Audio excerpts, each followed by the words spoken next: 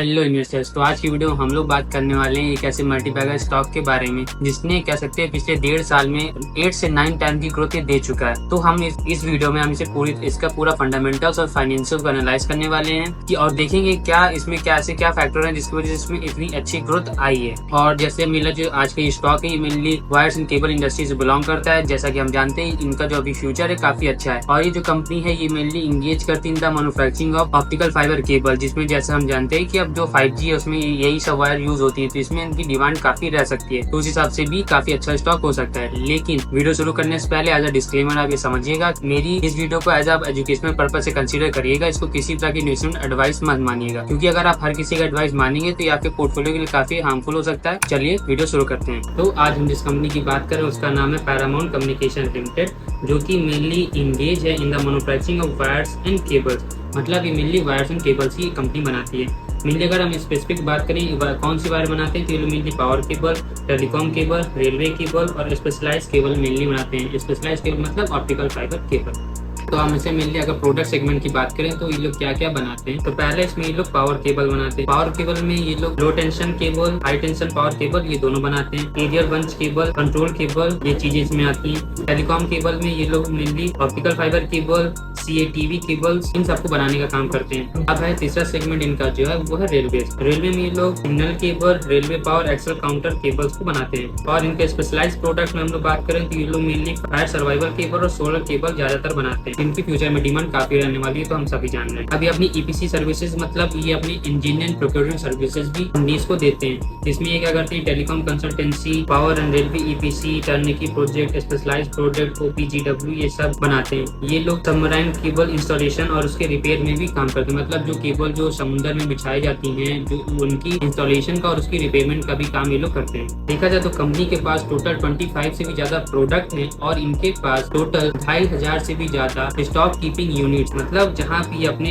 Inventory होती है जहाँ भी लोग रखते हैं वो इनके पास 2500 से भी ज्यादा है। मेनली अगर देखा जाए इनकी जो एक्सपर्टीज है in the repair and installation of undersea cables में मेनली इनकी एक्सपर्टीज है। अगर हम इनके मेनली क्लाइंटेल को देखा जाए तो इनकी जो क्लाइंटेल है काफी इंडिया के बहुत बड़े बड़े नाम इनमें आते हैं। जैसे अगर हम पब्लिक सेक्टर और प्राइवेट सेक्टर दोनों ही इनके काफी अच्छे क्लाइंट और काफी समय से इनके क्लाइंट मतलब इनके बहुत ही लॉयल कस्टमर है। अगर हम गवर्नमेंट क्लाइंट देखें तो जैसे इंडियन रेलवे है, BSNL है, रेल टेल है, ये सब इनके पब्लिक सेक्टर क्लाइंट है। और अगर इनके प्राइवेट सेक्टर क्लाइंट्स में देखा जाए तो इसमें भी बहुत बड़े बड़े नाम आते हैं, जैसे Tata project limited, Adani renewables, Adani power, L&T, siemens और जैसे बहुत बड़े नाम इनके क्लाइंटेल में आते हैं। तो इससे हम पता चलता है कंपनी अपने जो जिस सेगमेंट में कंपनी काम करती है उसमें कंपनी का काफी अच्छा नाम है, इसलिए इतने बड़ी बड़ी जो कंपनीज इन पे ट्रस्ट करती हैं। ये इनकी कुछ फोटोज है जो आप देख सकते हो। तो अब हम लोग बात करते हैं कंपनी का मेनली रिवेन्यू मिक्स, मतलब FY24 के हिसाब से कंपनी ने मेनली कहाँ से अपना रेवेन्यू जनरेट किया है। कंपनी का पावर केबल से लगभग 37% रेवेन्यू जनरेट हुआ है, रेलवे केबल से कंपनी ने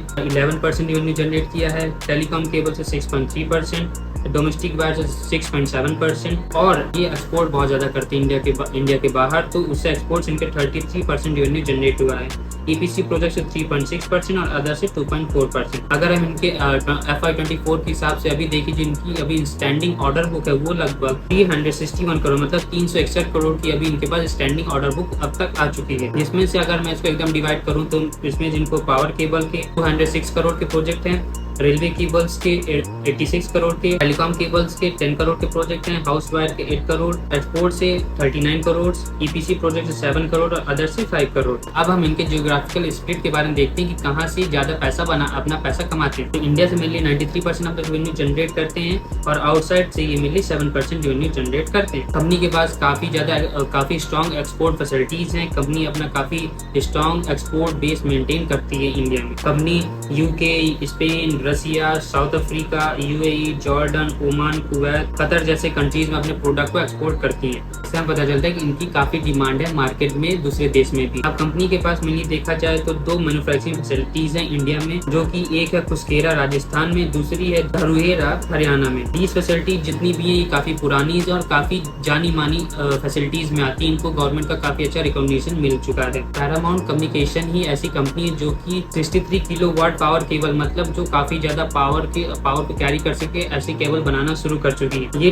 ये केबल कंपनी को हेल्प करेंगी क्योंकि इन केबल की जो डिमांड है वो रिन्यूएबल एनर्जी प्रोजेक्ट्स में, इंडस्ट्रियल पावर डिस्ट्रीब्यूशन में और हाई वोल्टेज इलेक्ट्रिकल इंफ्रास्ट्रक्चर में इन सब की काफी डिमांड रहने वाली। जहाँ भी काफी ज्यादा जब पावर का ट्रांसफर करना होगा तो इन केबल लगेंगी और जब भी इन केबल का काम आएगा तो उसमें यही Paramount cable he in cable को मेनली मैन्युफैक्चर कर रहे हैं, तो इनसे ही लोग खरीदेंगे। अब देखा जाए कंपनी ने अभी एक रिसेंट में एक एक्विजिशन भी किया था, मतलब वैलेंट टेक्नोलॉजीज का लगभग 20 करोड़ रुपीज में। और मेनली ये इन्होंने एक्विजिशन इसीलिए किया है, इससे क्या होगा, ये जो कंपनी है मेनली पाइप्स बनाने में आती है, लेकिन इन्होंने इस कंपनी को अक्वायर किया। इससे लोग क्या चाहते हैं, जो ये अंडरग्राउंड वायर जो टेलीकॉम सेक्टर में इंस्टॉल करते हैं उसमें इनको काफी हेल्प मिलेगी इससे। तो ये पूरा था कि कंपनी के हमने जाना कंपनी क्या करती है, कंपनी कितनी समय से अपने बिजनेस में, ये सारी डिटेल आप जान चुके। अब हम लोग जानने की कोशिश करते हैं क्या ये जो बातें हमने करी ये कंपनी के फाइनेंशियल इसके हैं इतने अच्छे, जितनी अच्छी बातें हम कर चुके हैं कि कंपनी काफी अच्छी डिमांड है, फ्यूचर में काफी अच्छा ग्रोथ कर सकती है। तब देखते हैं हम लोग क्या इनके फाइनेंशियल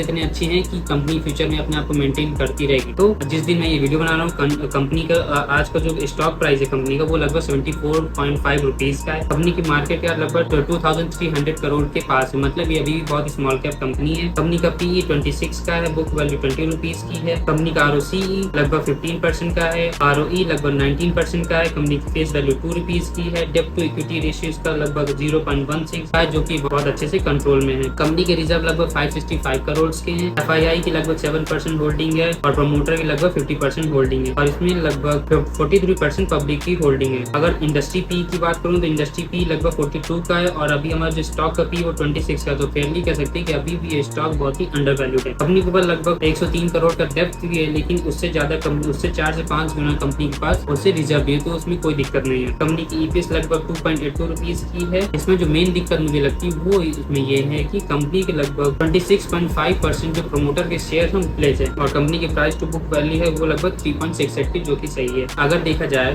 तो कंपनी अपने 50 डे डेली मूविंग एवरेज और 200 डे डेली मूविंग एवरेज के पास ही ट्रेड करी, मतलब अभी भी ये अपनी फेयर वैल्यू में है। कंपनी के क्वार्टरली रिजल्ट देखें तो कंपनी की जो सेल्स हैं वो लगभग लगातार बढ़ती गई हैं। कंपनी हाँ उतना ज्यादा कहूंगा कि उतना ज्यादा एक बार की ग्रोथ नहीं है, लेकिन हाँ धीरे धीरे कंपनी ने अपनी सेल्स बढ़ाई है। कंपनी का जो ऑपरेटिंग प्रॉफिट है वो जो पहले जो बहुत काफी कम था अब वो काफी अच्छे लेवल पे मेंटेन हो गया है। कंपनी ने अपने ऑपरेटिंग प्रॉफिट मार्जिन को भी अब अराउंड 8% के आसपास मेंटेन किया है। कंपनी के जो प्रॉफिट बिफोर टैक्स वो लगभग अब ऑल टाइम हाई पे चल रहा है। कंपनी का नेट प्रॉफिट भी ऑल टाइम हाई पे ही है। कंपनी की अभी इस क्वार्टर में देखा जाए तो कंपनी ने लगभग 0.97 की ईपीएस जनरेट करी है। अब हम कंपनी के प्रॉफिट एंड लॉस स्टेटमेंट को देखते हैं तो कंपनी ने अगर ओवर द इयर्स देखा जाए तो 2013 से अब 2024 तक इनकी सेल्स लगातार बढ़ी है, लेकिन कह सकते हैं उतनी तेजी से इनकी सेल्स नहीं बढ़ी है, लेकिन हाँ कह सकते हैं स्टेडी ग्रोथ आती ही रही है, उतना स्लो नहीं हुए हैं। इनका जो ऑपरेटिंग प्रॉफिट इनका जो शुरुआत में निगेटिव था वो पॉजिटिव हो गया है। ऑपरेटिंग प्रॉफिट मार्जिन में जो पहले निगेटिव था अब वो पॉजिटिव हो गया है। इनका जो प्रॉफिट बिफोर टैक्स है वो जहाँ निगेटिव था पहले अब वो पॉजिटिव होने लगा और अभी ये ऑल टाइम हाई पे है। नेट प्रॉफिट जो इनका पहले निगेटिव था वो पॉजिटिव हो गया और ऑल टाइम हाई पे है। कंपनी की जो ईपीएस पहले -1.96 थी अब वो बढ़कर पॉजिटिव 2.82 रुपीज हो गई है। कंपनी कोई भी डिविडेंड नहीं देती और ऐसा हम एक्सपेक्ट भी नहीं कर सकती कि इतनी छोटी कंपनी इतना ज्यादा डिविडेंड दे। अगर देखा जाए तो 10 ईयर कंपनी का कंपाउंडेड सेल्स ग्रोथ देखा जाए लगभग 10% है। कंपाउंडेड प्रॉफिट ग्रोथ देखा जाए तो 12% के आसपास है और 10 ईयर का कंपाउंडेड स्टॉक प्राइस सीएजीआर देखा जाए तो लगभग 39% का, जो कि बहुत ज्यादा अच्छा है। और अगर उनका 5 साल का आरओई देखें तो वो लगभग 14% का, जो कि काफी हेल्दी है। कंपनी की बैलेंस शीट देखिए कि कंपनी के पास कितने एसेट्स कितनी लायबिलिटीज हैं। कंपनी की अगर इक्विटी कैपिटल को देखा जाए तो वो लगभग कांस्टेंट ही रही है। इससे पता चलता है कि कंपनी में ज्यादा यानी कि कंपनी ने कोई स्प्लिट या डिविडेंड नहीं दिया है। कंपनी के रिजर्व काफी अच्छे लेवल पे मेंटेन है। हाँ पहले ये 2013 में -48 थे, अब वही बढ़ के ये उससे लगभग 12 to 13 टाइम्स बढ़ चुके हैं। कंपनी लगातार अपनी बोरोइंग्स को कम करती जा रही है, जो कि बहुत अच्छा साइन है। और देखा जाए तो कंपनी के जो फिक्स एसेट के नंबर है वो भी अच्छे लेवल पे बढ़े हैं। तो अब हम इसका आखिरी में हम शेयर होल्डिंग पैटर्न के बाद एनालाइज करने की कोशिश करते हैं कि क्या इसमें शेयर होल्डिंग पैटर्न कैसी है। तो जो प्रमोटर है अभी इनके पास लगभग कंपनी का 50% शेयर है। एफआईआई के पास कंपनी के 7% शेयर है और डीआईएस की इसमें कोई भी होल्डिंग नहीं है और पब्लिक की लगभग यहाँ पे 44% कह सकते हैं। कंपनी के अराउंड 43.71% होल्डिंग है। तो क्या तो मेनली हिस्से में पता चलता है कि अभी भी जो मेजोरिटी ऑफ द जो होल्डिंग है वो अभी भी स्ट्रॉन्ग हैंड्स के पास ही है। तो ये थी कंपनी की पूरी फंडामेंटल फाइनेंशियल हर चीज जितनी भी एक डेटा हो सकता था मैंने वो आपके सामने रखा।